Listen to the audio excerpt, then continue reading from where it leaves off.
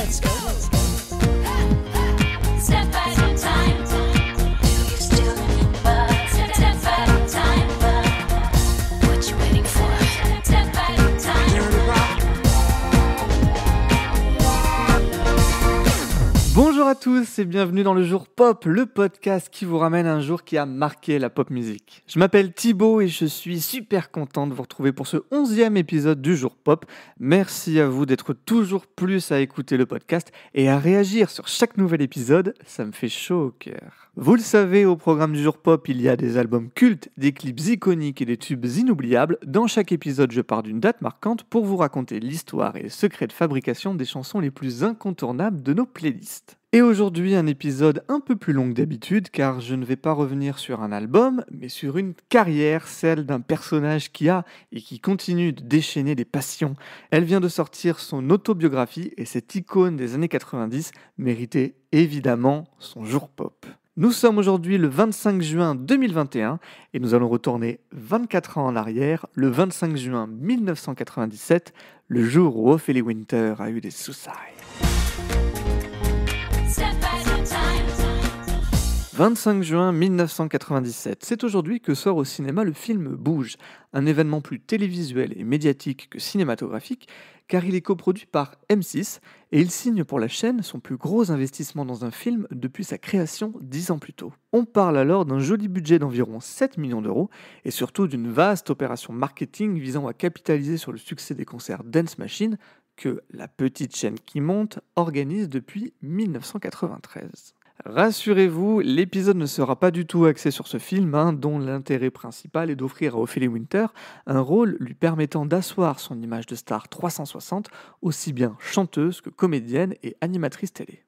Dans les faits, Ophélie n'a qu'un second rôle dans ce film, mais c'est pourtant elle qui enchaîne les plateaux jusqu'au Festival de Cannes pour en faire la promotion, et sa photo ainsi que son nom sont autant mises en avant sur l'affiche que celle du premier rôle tenu par Ambre Boukebza, qui en toute honnêteté était bien moins bankable qu'Ophélie Winter, qui interprète d'ailleurs le personnage d'Ophélie Winter. Le fait d'incarner votre propre rôle, c'est le privilège des stars.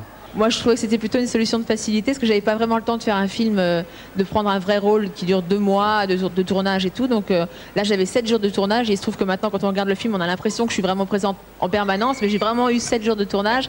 Pas beaucoup, je me suis pas vraiment impliquée énormément, parce que c'est moi. En réalité, pour Ophélie, ce film est avant tout un moyen de rompre son contrat avec M6 Interaction, de pouvoir se libérer de son job d'animatrice afin de se consacrer aussi bien à la chanson qu'au cinéma.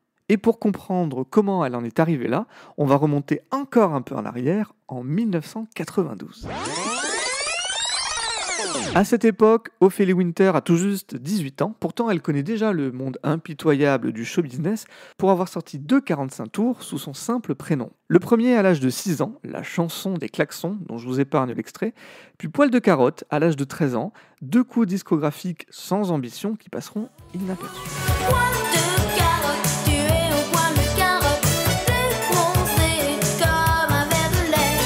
Mais fin 92, donc, Ophélie repart à zéro.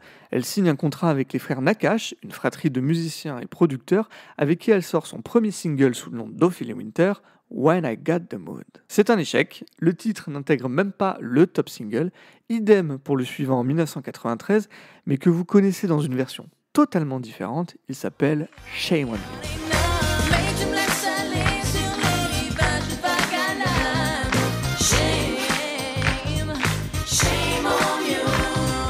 Ophélie ne se décourage pas pour autant, elle travaille sur la sortie de son premier album intitulé Impatience et elle sort au printemps 94 un double single dédié à son père David Alexander Winter avec qui elle a très peu de contact.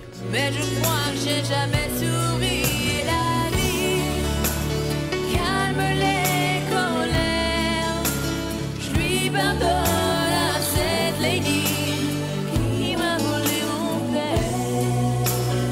Cette chanson s'appelle Date, c'est une chanson sur mon père, et qui était en face A en anglais et en face B en français. C'est une chanson qui me tient beaucoup à cœur parce que c'est un message qu'il y a dedans pour mon père, parce que j'ai pas eu l'occasion de le voir énormément dans ma Et vous n'avez pas d'autre jeunesse. occasion qu'un disque pour lui faire passer un message? J'en ai d'autres, mais c'est quand même, Oui.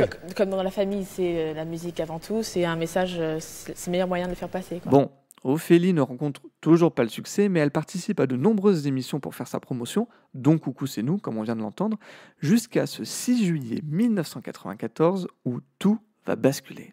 Ce soir-là, elle participe à une émission produite par Thierry Ardisson sur M6, intitulée « La première Coupe du Monde de la séduction », aux côtés d'un jury très prestigieux. 6 couples s'affrontent face à un jury de 6 séducteurs professionnels. Marlène, Marc Lavoine, Vanessa Demouy, Olivier Carreras, Ophélie Winter et le top modèle Alain Gossuin. Bon, l'émission ne marque pas l'histoire de la télévision, mais elle change la trajectoire d'Ophélie Winter. Elle est repérée par Laurence Aupetit, qui est en charge de l'unité musique et divertissement d'M6. Alors pour les plus jeunes, M6 à cette époque, c'est encore loin d'être une chaîne que je pourrais qualifier d'aide de vie, celle qui nous apprend à trouver un appart, à le décorer, à le nettoyer, à y élever ses enfants, pour au final le vendre et se marier soit avec un paysan, soit avec un inconnu au premier regard. Non, dans les années 90, M6 décide de se différencier de ses concurrentes en capitalisant sur la musique pour fidéliser un public jeune, la fameuse cible 15-35 ans. Et pour la rentrée 94, elle prépare une nouvelle émission consacrée au classement des meilleures ventes de singles, le Hit Machine. Donc j'ai commencé comme ça, en venant sur l'émission pour faire de la promotion pour mon single. Et puis c'était une émission qui a duré 5 heures où on buvait du champagne, on s'est tous un peu amusés et j'étais je faisais un peu la folle. Et quelqu'un m'a remarqué à la direction d'M6. Et il m'a contacté le lendemain, rendez-vous, ceci, cela, je suis arrivée. Et puis en fait, ils m'ont proposé de faire une émission. Et puis moi, je ne savais pas du tout ce que c'était que la télévision. Et je me suis dit, bon, pourquoi pas, ça se trouve. Mais je les ai prévenus, je leur ai dit, je vais certainement être très mauvaise. Peut-être que dans 3 semaines, vous allez me virer. Mais je veux bien essayer. Et puis en fait, j'ai adoré. Ophélie accepte de présenter le Hit Machine, d'autant qu'à ce moment-là, elle décide de se séparer de ses producteurs. Le succès ne venant pas, elle souhaite aller voir ailleurs, si je puis dire, vers un style musical qui lui correspond plus. Problème, elle est contractuellement liée à eux pour encore 6 ans, et le temps de rompre le contrat et de trouver un accord, elle est dans l'impossibilité de sortir un disque. La télévision lui permet donc d'assurer une source de revenus et de notoriété durant cette période. Moi, j'ai eu une rencontre un peu spéciale aussi au niveau des producteurs, qui m'ont, des personnes très bien au demeurant, qui m'ont signé un contrat assez bizarre, puisque c'était un contrat de 6 ans, ce qui ne se fait qui se fait pas dans ce métier, quoi. Vous aviez quel âge? En général, j'avais 18 ans ou 19 ans. Ouais, donc ils vous ont bloqué pendant 6 ans. Pendant 6 ans, et puis moi j'ai signé vraiment en me disant chouette, je vais faire un disque, je m'en fous, j'ai pas regardé les clauses vraiment détaillées, et puis je me suis fait avoir, quoi. Et en fait, c'était pas un piège à la base, c'est juste que ces personnes étaient tellement à-pro-gain qu'ils voulaient me garder pendant 6 ans pour être sûrs de pouvoir rembourser tous leurs frais. Mais c'était pas un contrat qui était mauvais de base, c'était un bon contrat type, mais le fait que ce soit sur 6 ans, c'était un truc hallucinant. Donc j'ai dû le casser, ça m'a pris 1 an et demi d'avocat et de machin, et pendant 1 an et demi, j'étais interdite de chansons, quoi. Et puis en plus, sur l'album qui est sorti, j'ai dû prendre 3 ou 4 titres de ces anciens producteurs qu'on a bien sûr D'accord, vous avez négocié. Et tout. Aux côtés d'Yves Noël, Ophélie Winter devient donc le nouveau visage d'M6, d'abord à la co-présentation de Dance Machine 4 au Zénith de Paris, puis celle du Hit Machine dès octobre 1994. Mais dans sa formule initiale, l'émission n'a rien à voir avec la version restée dans les esprits. Pas d'invités ni de public, les animateurs sont surtout là pour lancer des clips présentant les meilleures ventes de singles dans les magasins Fnac. Au bout d'un an, la situation devient compliquée pour le duo Noël-Winter, qui est remplacé dès la rentrée 95 par Charlie et Lulu, qui revoit tout le concept pour ce qui deviendra une des émissions cultes de la seconde moitié des années 90.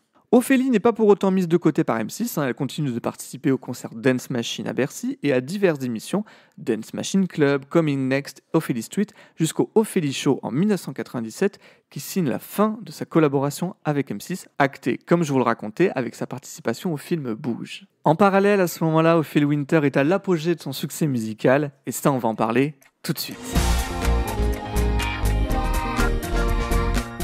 Été 95, Ophélie Winter est libérée de son contrat avec les frères Nakache, mais comme elle l'expliquait dans l'extrait diffusé plus tôt, elle est dans l'obligation d'inclure certaines de leurs chansons dans son prochain album, notamment le titre Shame on You, qui va être totalement repensé par rapport à la version 1993 que je vous ai diffusée plus tôt.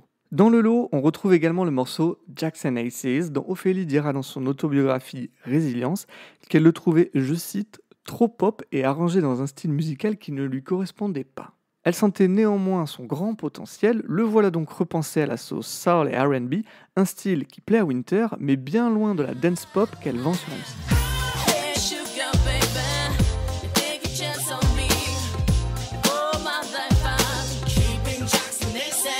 Vous avez reconnu la chanson qui est adaptée en français par le frère d'Ophélie, Michael, et qui devient Dieu m'a donné la foi. Et du coup, j'ai écrit Dieu avec mon frère. Et là, je découvre chez Foucault à l'époque On va loin. Hein. Non. On l'adore, Jean-Pierre. Mais oui, je l'adore. Et je découvre chez Jean-Pierre Foucault que j'ai un tube le soir où je la chante et que je vois que tout le monde se lève et je me dis dans ma tête, et je suis en train de faire le playback, ou même pas, je chante en vrai, je me dis mais c'est ça d'avoir un tube en fait. Et là, ça commence à être kiffant. Le single sort en septembre 1995 et petit à petit, il va se faire une place sur les ondes et dans les classements pour finalement atteindre la première place du top single en février 1996.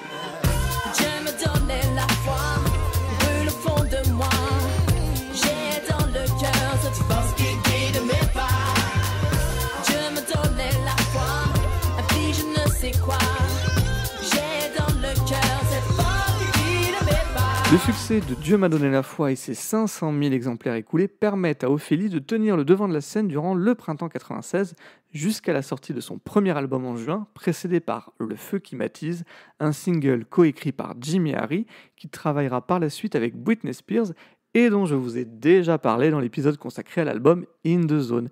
Et oui, tous les jours pop sont liés. No Suicide, c'est le nom de cet album, est un disque hyper intéressant, déjà parce qu'il amène des sonorités américaines, soul et R&B très peu présentes dans la variété française au milieu des années 90.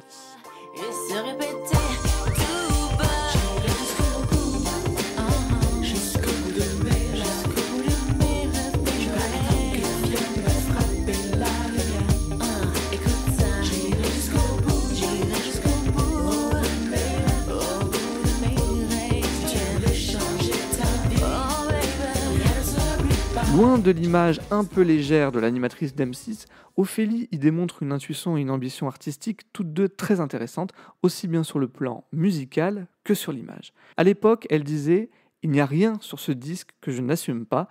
Le but était aussi de casser cette image de poupée sexy et superficielle, de m'imposer comme une chanteuse sur une vraie scène, ce qui est impossible dans la dance. No Suicide est un succès, près de 500 000 albums vendus et une entrée en 3e place dans le top album.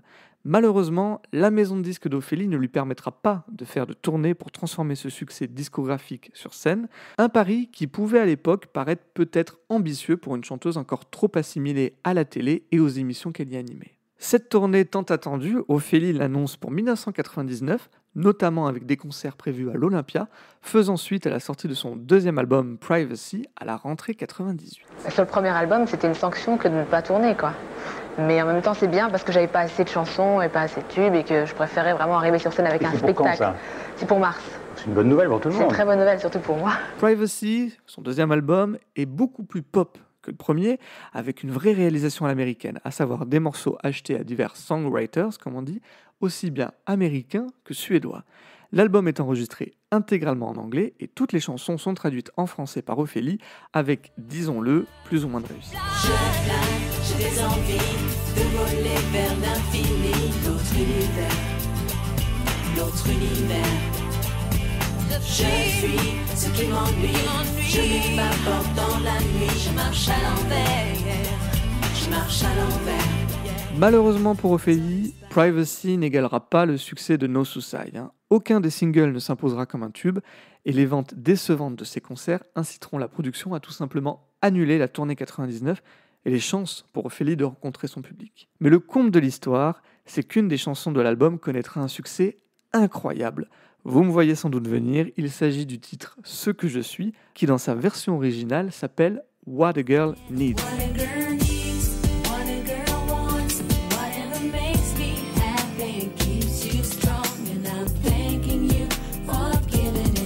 Lorsqu'Ophélie achète la chanson aux auteurs Shelley Pekin et Guy Rush pour l'intégrer à son album, le contrat stipule que si elle ne l'exploite pas en single avant un certain laps de temps, le titre sera proposé à quelqu'un d'autre. C'est ce qui se produit l'année suivante lorsque la chanson est interprétée par celle à qui j'ai consacré le précédent épisode du Jour Pop, Christina Aguilera, sur son premier album, et What a Girl Needs devient donc What a Girl Wants.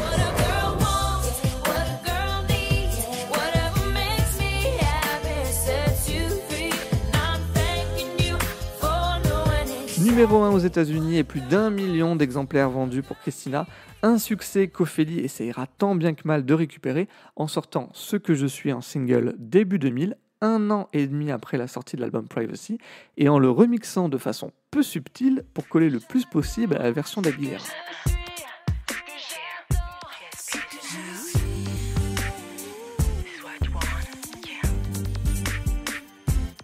Dans son autobiographie, Ophélie revient sur ce titre avec, disons-le, sa propre vision des choses. Je cite « J'étais à la fois irrité de son succès et flatté qu'une voix comme la sienne ait jugé bon de se calquer sur mon travail, appoggiature par appoggiature. Ce fut la première star américaine avant Janet Jackson et Britney Spears à reprendre l'une de mes chansons, de quoi me conforter dans mon instinct musical. » Alors si l'on peut reconnaître à Ophélie son instinct musical, comme elle dit, en revanche, je n'ai trouvé aucun titre dans les répertoires de Janet et Britney qui soit des reprises d'Ophélie Winter. Auditeur du jour pop ou Ophélie, si vous m'écoutez, si vous avez des infos, je suis curieux de découvrir ces chansons qui me sont passées sous le nez. Au tournant du siècle, Ophélie fait une pause dans la musique pour se consacrer au cinéma et à la télévision. Elle anime notamment la première cérémonie des Energy Music Awards sur TF1 le 22 janvier 2000. Il faudra attendre l'automne 2002 pour de nouveau entendre Ophélie avec la sortie de son 3e album, Explicit Lyrics, enregistré, je cite, dans un studio du 19e arrondissement qui sentait la clope et le vieux rocker. Tout comme le jour pop en fait. L'album est porté par ce qui est peut-être ma chanson préférée d'Ophélie Winter avec Gérard Depardieu en guest star dans le clip, Sache. C'est dommage que tu n'aies rien compris. Désormais plus rien ne nous unit. Qui es-tu pour me dicter ma vie? Sache, baby, que tout est fini. C'est dommage que tu n'aies rien compris. Baby, la maison ne fait plus crédit. Plus rien ne te retient dans ma vie. Sache, baby, que tout est fini. Explicit Lyrics est une sorte de retour aux sources pour Ophélie. Moins pop et plus urbain avec une direction artistique plus cohérente, il se révèle être probablement son meilleur album. Ophélie Winter s'entoure de figures de la scène rap et R&B comme le Jamaïcain Wayne Beckford ou les Français Wallen ou Sully B qui revenaient sur cette collaboration en novembre 2020. Elle connaissait elle savait où elle allait, elle savait ce qu'elle voulait faire. J'ai accepté le truc et j'ai été aidé par Wallen sur ce projet. Et c'est une bosseuse de fou.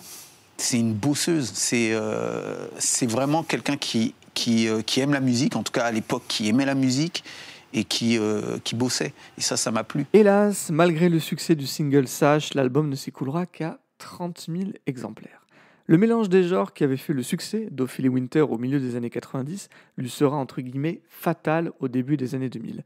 Peut-être trop associée à une animatrice télé pour gagner en crédibilité en tant que chanteuse, et trop populaire pour un public de musique urbaine, elle s'est faite une place unique dans le paysage du divertissement francophone, sans pour autant jamais trouver le bon équilibre. Les 2 décennies suivantes seront beaucoup moins réjouissantes pour Ophélie, et ça on va en parler tout de suite. Allez, retour en 2021. À partir du milieu des années 2000, la carrière d'Ophélie Winter passe au second plan médiatique, se résumant à des apparitions dans des télé-réalités, Nice People, le reboot TF1 de Love Story, juré dans la version urbaine de Popstar aux côtés de Mia Fry et qui révélera Sheriff Aluna, ou sur le parquet de Danse avec les stars. Une vie privée également marquée par différents scandales qui retarderont le retour d'Ophélie à la musique. Et c'est le 19 mai 2009 que sort Résurrection, un 4e album produit par Winter, désormais totalement indépendante dans la gestion de sa carrière. Et elle parle ainsi de ce disque dans son autobiographie, je cite, « Refusant d'imiter les chuchoteuses à guitare acoustique qui marquaient la chanson française des années 2000, je restais fidèle au son qui faisait mon identité depuis le début, un style R&B, pop urbain, puisant mon inspiration chez des artistes comme Puff Daddy ou Janet Jackson. »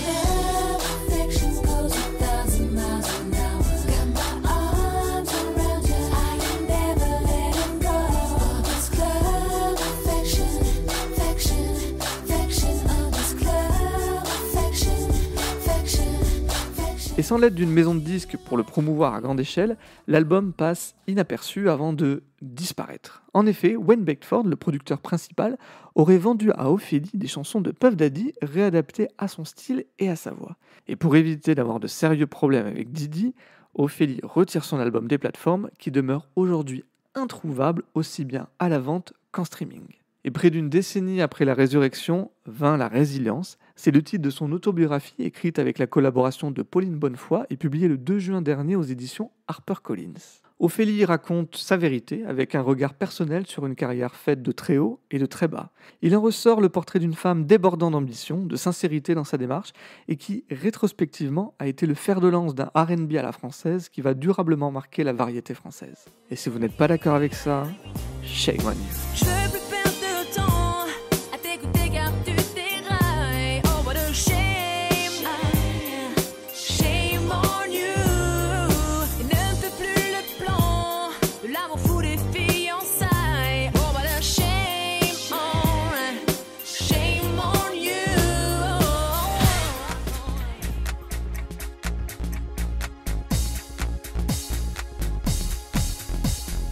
C'était le jour pop, épisode 11, consacré à la carrière d'Ophélie Winter. J'espère que ça vous a plu. Comme d'habitude, si c'est le cas, n'hésitez pas à parler du jour pop autour de vous et sur les réseaux sociaux, Instagram, Twitter, TikTok et Facebook, @lejourpop partout. Et abonnez-vous sur les plateformes Apple Podcasts, Spotify, Deezer et Amazon Music afin d'être au courant des nouveaux épisodes. Vous pouvez aussi mettre une note et un joli commentaire sur Apple Podcasts, ça aidera l'émission à avoir plus de visibilité. On se donne rendez-vous prochainement pour un nouveau jour pop. D'ici là, prenez soin de vous et moi je vous dis à bientôt. What you waiting for?